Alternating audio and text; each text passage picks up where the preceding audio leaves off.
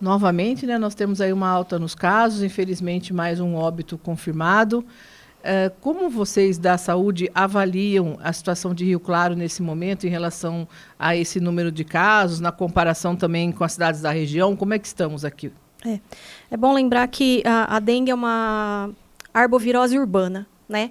Então, quando a gente fala de arbovirose urbana, realmente ela vai acontecer nas cidades onde tem maior concentração de pessoas, né? Rio Claro não está diferente no cenário de todo o estado de São Paulo, né? Tem alguns outros estados do país que também estão enfrentando, né, a epidemia. Teve alguns que tiveram ano passado, esse ano não. Mas a Secretaria do Estado de São Paulo já tinha nos alertado em dezembro que provavelmente alguns municípios iriam repetir, né, o mesmo cenário do ano passado e alguns outros iriam enfrentar, que não teve o ano passado. Rio Claro não é diferente, né? A gente ainda está num número crescente de casos, infelizmente. Ontem veio mais um resultado positivo do Adolfo Lutz para mais uma confirmação de óbito por dengue. O vírus circulando que a gente conseguiu detectar por exame ainda é o tipo 2, né? Então, muita gente fala, está circulando o vírus tipo 3 na região, mas a gente ainda não conseguiu detectar por exame, né? Lembrando que o vírus tipo 2, ele tem estudos que dizem que realmente ele é um vírus que gera um pouco mais de complicação. Então, os pacientes aí idosos, com comorbidade, crianças abaixo de 5 anos e gestantes precisam ficar em alerta aí com os sintomas e procurar atendimento médico imediato.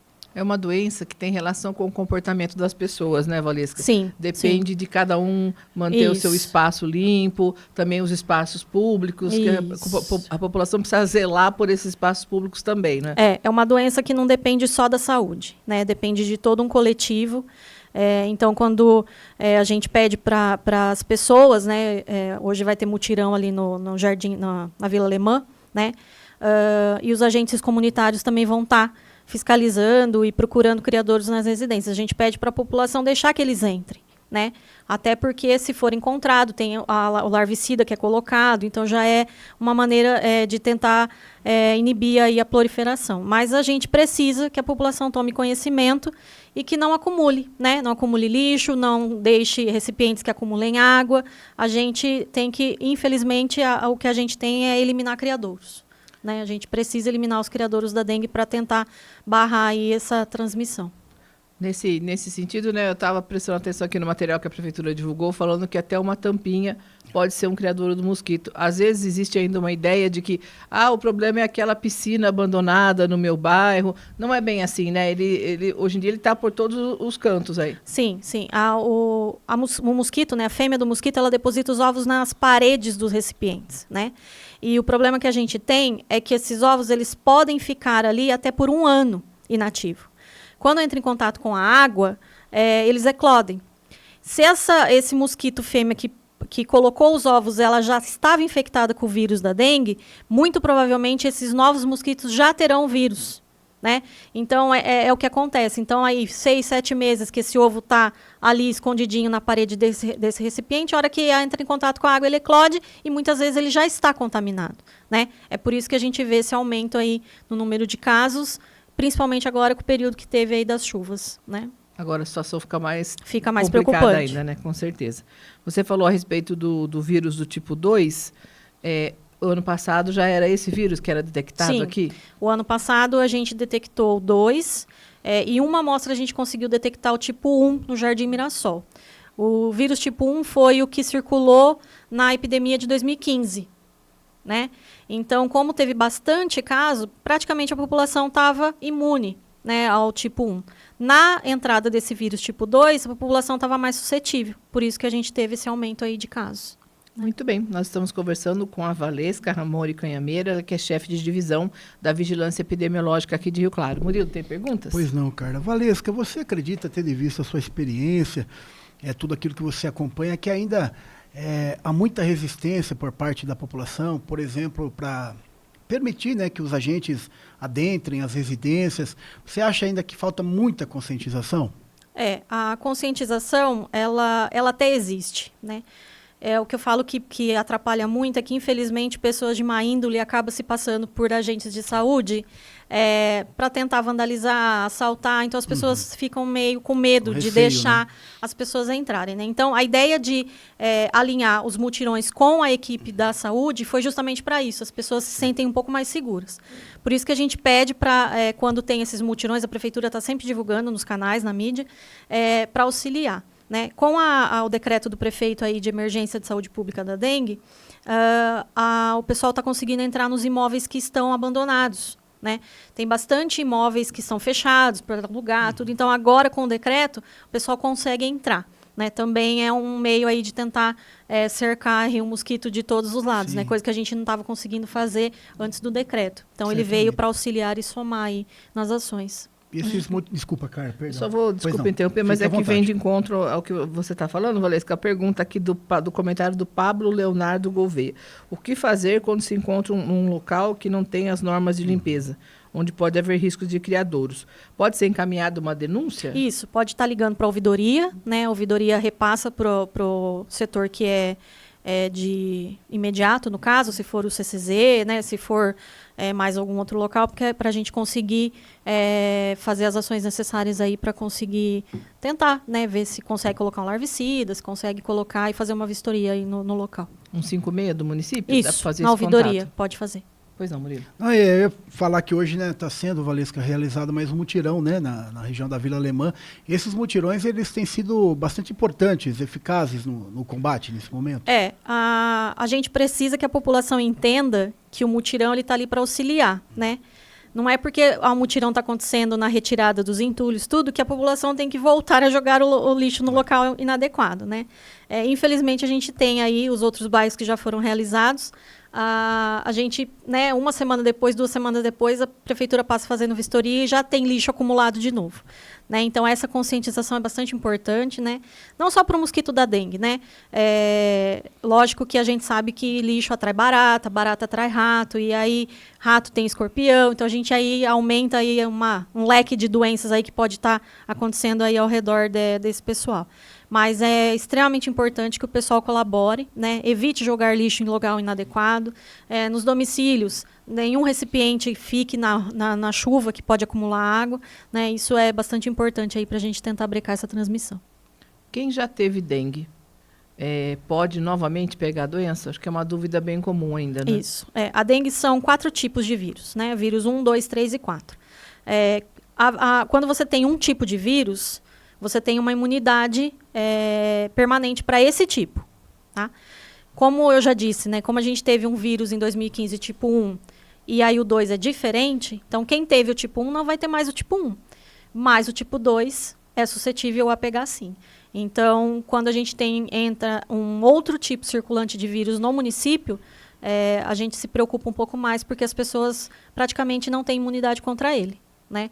Então, pode pegar de novo, sim. Como se as pessoas, algumas falam, eu tive dengue em 2015 e tive agora de novo. Então, provavelmente você teve o vírus tipo 1 em 2015, agora o tipo 2. E se futuramente, a gente não quer que isso aconteça, né?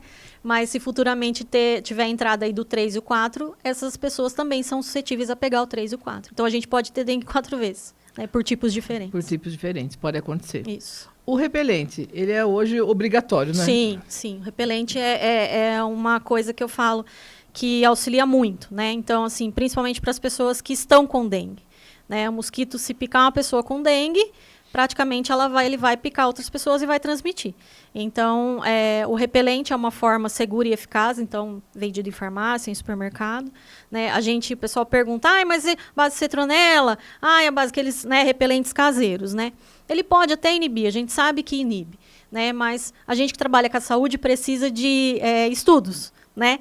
Então, a gente orienta são os repelentes que são confirmados, que são estudados, tal, para estar fazendo esse tipo de ação.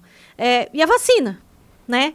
A gente espera aí que o ano que vem tenha vacina aí para todo mundo e não só para a população que veio esse ano, que foi de 10 a 14 anos, e que aí a gestão ampliou para 6 e 16. Praticamente a gente zerou o estoque de vacina. Não, teve uma adesão a essa vacina agora para essa faixa das crianças, dos a gente adolescentes? aumentou bastante, graças a Deus, né? O município recebeu em torno aí de um pouco mais de 3 mil doses, né? Em novembro do ano passado. E a preocupação era que mesmo a gente incentivando, mesmo fazendo campanha, mesmo orientando, e mesmo estando nesse período de epidemia, as pessoas se conscientizassem e levassem seus filhos de 10 a 14 anos, né? Até antes da abertura, né, que a gente viu, a gente precisa dar um jeito, né? E as vacinas vencem, né? E a gente não quer jogar fora. Então, a gestão optou por abrir aí para 6 a 16 anos. A gente tinha uma média de 12 vacinados por dia na faixa etária de 10 a 14 anos. Quando a gente abriu, ampliou para 132. Que bom. Mais ou menos, assim, Aumentou no dia. essa adesão, Tanto então. que praticamente ontem a gente já zerou no município, não temos mais a vacina. Essa opção por essa faixa etária é porque as crianças são suscetíveis à gravidade da doença? É porque as crianças são suscetíveis e porque a gente também tem que seguir o protocolo do Ministério. Né? Então, a gente amplia diante da normativa que eles nos autorizam. Né? Tem pergunta aqui sobre o tipo de repelente. Se qualquer um que está à venda no mercado, ele protege ou se tem algum tipo específico? Qualquer repelente protege. A gente só pede atenção para as gestantes, tá? Então, as gestantes, por recomendação médica, são os repelentes à base de caridina. Mas o restante da população, e tem alguns repelentes específicos para menores de 5 anos, né? Bebês, então aí a gente tem que ter esse cuidado. Mas fora isso, repelente, qualquer um é eficaz. Todos são devidamente... Sim. Há um controle desses produtos, né? Sim. Na venda das farmácias, supermercados, só produtos licenciados, né? Pela Anvisa. Pois não. Valesca, daqui para frente, como é que você vê a situação? Você acha que vai se estender? De repente se intensificar também? Quais são as perspectivas? É difícil saber quanto a isso? A gente, em relação ao ano passado, a gente pode dizer que a gente antecipou 2 meses aí a nossa epidemia, né? O ano passado, a nossa epidemia, ela teve um crescente grande em início de maio, né? Que foi quando foi aberto o CAD, né? O ano passado para atendimento. Então, esse ano a gente teve, antecedeu aí 2 meses praticamente, né? E a dengue, quando a gente fala de dengue, todos esses cuidados que a gente tem que ter, infelizmente a gente não está tendo um clima favorável desde o ano passado, né? Então, essas ondas de calor que a gente vê muito prolongadas, né? Isso está afetando, né? Não só o meio ambiente, como a gente vê aí nos noticiários, mas inclusive na proliferação do mosquito, né? Então, a gente não tem como dizer. É o que eu falo. A tendência da diminuição de casos é com a temperatura mais amena, né? Porque aí o mosquito, ele não tem mais aquela circulação que ele tem nas temperaturas altas. Então, a gente espera que de agora em diante, se a temperatura começar a reduzir, a gente tenha uma diminuição dos casos. Mas a gente não tem como confirmar, né? Porque a temperatura também está muito instável, então a gente não sabe amanhã se vai estar chovendo, se vai vir outra onda de calor, se está previsto. Então, mas a gente espera sim que se as temperaturas caírem, a tendência é a diminuição dos casos. Quais são os sintomas que a pessoa apresenta que ela deve procurar o médico? Os principais sintomas da dengue, né? Dor de cabeça, dor no corpo, falta de apetite, prostração, né? 80% das pessoas não vão ter sintoma nenhum. Né? A gente sabe que isso é estudado também. Mas uma febre súbita, então a gente, se você sabe que no seu bairro está circulando, né, como a gente está divulgando, está tendo casos, então a gente pede um pouco mais de atenção. Né? Uma hidratação adequada já é o suficiente para estar diminuindo esses sintomas. Né? Só medicação para febre, não pode tomar anti-inflamatório, então a automedicação é muito perigosa, né, nesses casos. A gente pede só para tomar remédio para febre e procurar orientação médica, né? Quando que a pessoa tem que procurar atendimento médico imediato, né? Então, a pessoa está com uma suspeita de dengue, não está conseguindo ingerir líquido suficiente, está com náusea, está com vômito, uma dor abdominal persistente, diarreia, procurem atendimento médico imediato, tá? A dengue ela pode complicar. A pessoa acha que porque não estou tendo mais febre, agora eu vou melhorar. Esses sintomas eles começam geralmente do 3º ou 4º dia. Então, a complicação ela começa quando a pessoa acha que a febre cessou. Né? Então, é a hora de ficar atento. E aí, procure atendimento imediato. Preocupação com os menores de 5 anos. Então, as crianças menores de 5 anos. Os idosos acima de 60 anos são uma população que a gente, né, precisa se preocupar um pouco mais. E as gestantes. Né? Fora isso, a hidratação, repouso, vai ter dor no corpo, vai ter cansaço, isso vai se arrastar aí uma semana, quem teve dengue sabe como que é, né? Mas vai melhorar. Mas qualquer sinal de alarme, um sangramento de gengiva, um sangramento nasal, procure atendimento médico imediato. O agravamento, ele vem da queda nas plaquetas? Como que Não acontece só, isso? não só, tá?